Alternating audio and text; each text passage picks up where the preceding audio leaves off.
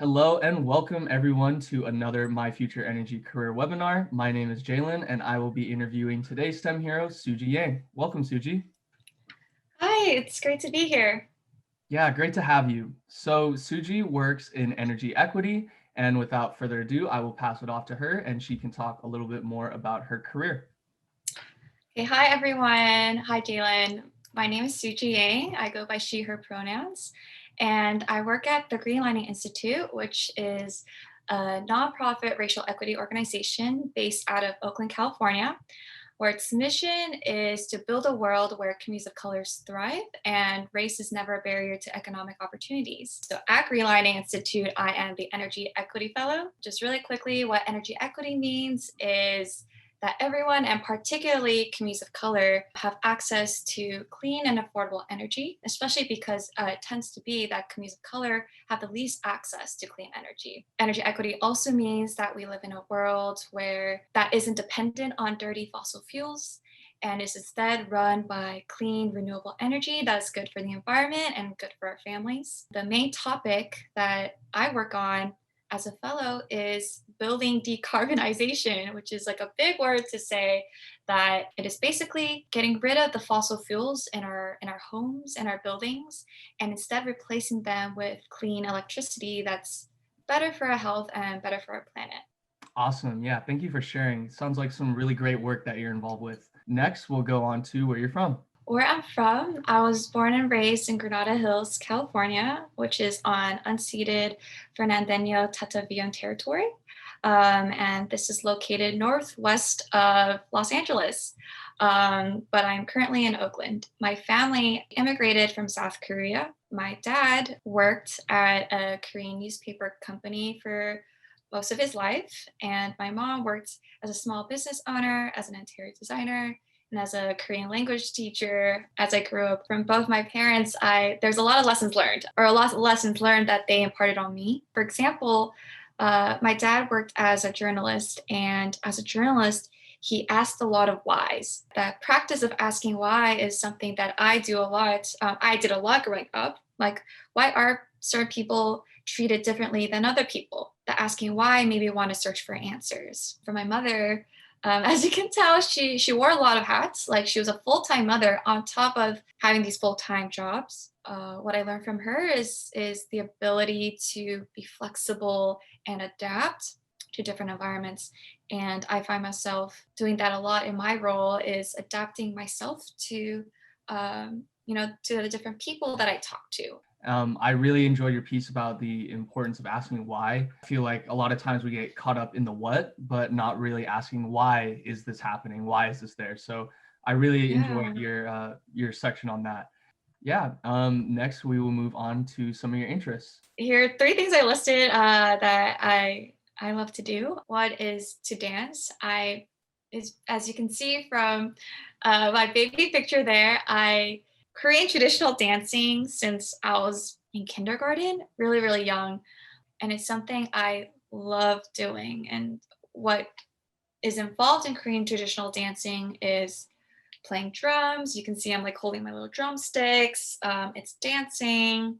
And when I was older, I learned how to dance with fans, with swords, all these different cool props. And I just love being able to wear different costumes and play different roles. And it almost felt like I was telling a story on stage.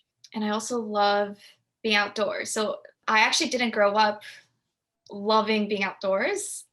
My love for being outdoors and being in a space that's less connected to more urban spaces came more later in my life, where I met friends who liked hiking and like took me on. I was like, whoa, this is so cool. I love hearing these sounds that you don't necessarily hear, while you're walking through the city or walking through your neighborhood. And I love listening to music. I find that I'm always wearing my headphones or my earphones wherever I go, or and whatever I do. I'm always listening to music while I'm working, while I'm studying, while I'm grocery shopping.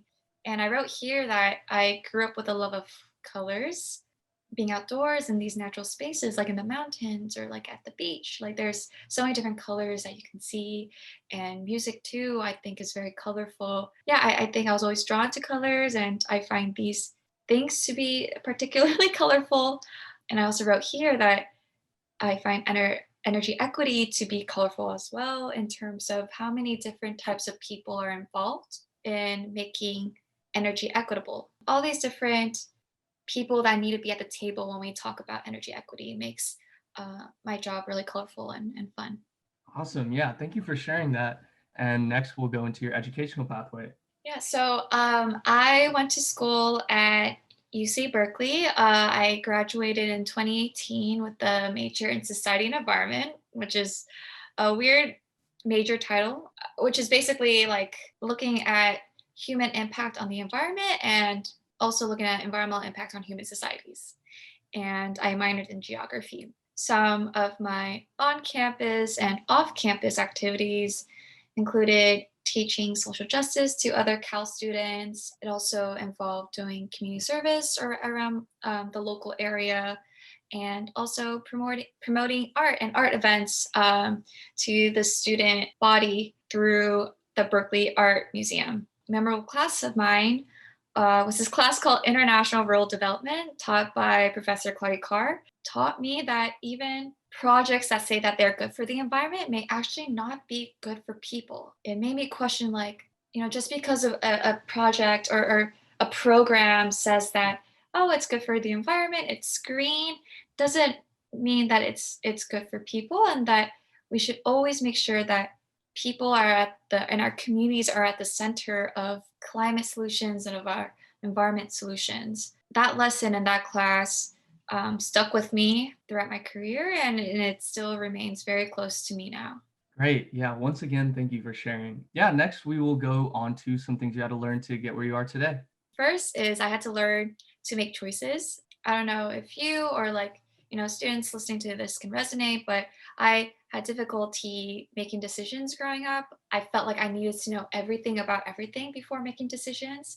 And oftentimes that made me feel really stressed out about making big decisions. But a good mentor of mine told me that any decision you make, you're just gathering a data point about who you are. And so that, put a lot of like weight off of me, because I'm like, yeah, like sometimes I'm gonna make a decision that might be wrong, but there is no such thing as making a wrong decision, because you're just learning more about yourself. And you learning more about yourself could be something like you learning that you don't like something, and that's fine. I share this with you to say that any choice you make, whether that be what you want to study, if you want to go to university or what university you want to go to, or like what job you want, I say feel less stressed out about making decisions or making choices, because ultimately you're just learning more about yourself. The second one is to rest and practice self care. As much as I, study hard and work hard, and I pride myself on that, it was important for me to learn to have that same effort towards myself. Rest just as hard as I'm like studying hard or working hard. A part of the rest is also to practice self care, to care for yourself and make sure you're not burned out. And the last thing is to remind myself that I am more than where I graduated from and where I work. That is to say that I come first, and my identity as me and as Sooji comes first before the things that I do. Great. Yeah. Some really great advice coming from our STEM hero. Yeah. Thank you again for sharing. And next, we will go on to some advice you can offer us. First advice to, those, especially those who are looking at or who are interested in an energy career, is to think about what a clean energy future looks like to you. Start from there. Don't even start from like what I want to study or, what job title I want. Think about like, what does this future look like to you? Like, what world do you want to live in? I encourage you to be imaginative and as revolutionary as you want, because at the end of the day, what's important is not our job titles or like what we studied or where we graduated from, but rather like what are we working towards? What are these things that are actually important to us? And for me, I'll share a clean energy future looks like families and families that look like mine are healthy, who live in homes that don't pollute their lungs, who live in neighborhoods that have clean air, that aren't next to sites where they extract and pull fossil fuels and pollute the air. Clean energy future looks like to me, where everyone has access to cars that also don't pollute, or public transit that doesn't pollute. So that's the world, and that's the future that I am working towards, and what is important to me. And so that kind of brings me to my second point of remember where you draw your strength from. School, job, whatever. You get tired. People get tired, and people get burned out. So it's important to remember where you draw your strengths from. That could be from like rest and self-care. That could be from your friends and family and your community. For me, like where I draw my strength from largely is from my community. When I'm feeling bogged down or stressed out or tired, I think about like, okay, like I get strength from my community, because I am my community, and I am working towards this clean energy future, where my community is healthy and thriving. And my third point, which is related to all this, is to remind yourself that, in order to have an energy career, you need energy to sustain yourself.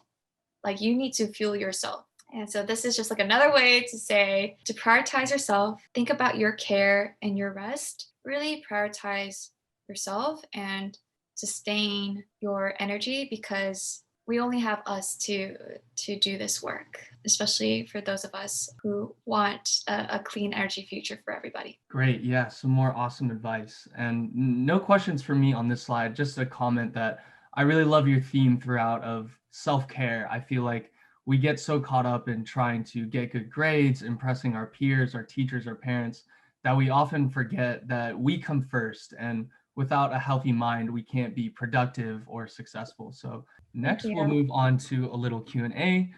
And my question for you is, you mentioned that part of your work is making energy more affordable. And what steps is your organization taking to make energy more affordable to families out there? Energy cost burdens is definitely a thing. So what that means is families who spend more than one third of their income on their energy bills, and that's too much to pay, for your energy, especially when we need energy to power everything we need to survive.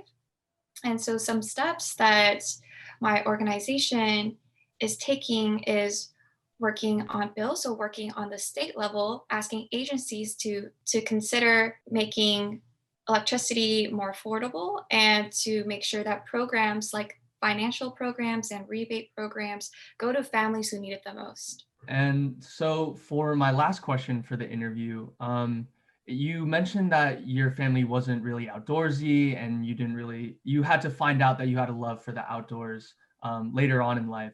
And I'm wondering the same thing applying to sustainability and energy. Was that always something that you thought you would have a passion or a future in, or is that something that you acquired along the way? And was there an event like a guest speaker that really inspired you to go into that field?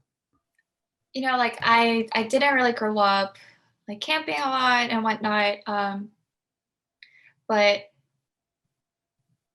that doesn't mean, at least for me, like that didn't mean that I, um, didn't have a love and appreciation for the natural world. And I think what inspired me as a young person was a movie called Spirited Away. Maybe those who don't know the film, it's called Spirited Away. It's a Japanese animated film by this director Hayao Miyazaki. I think what that movie really helped bridge for me was that we have human society, and there is the natural world, and what bridges that is a spiritual connection that humans have with nature, and that being innate, that being something that, we are born with, and that is just like a quality or element of being human. And I think that movie really helped like stir this like fascination and appreciation and love for all things natural.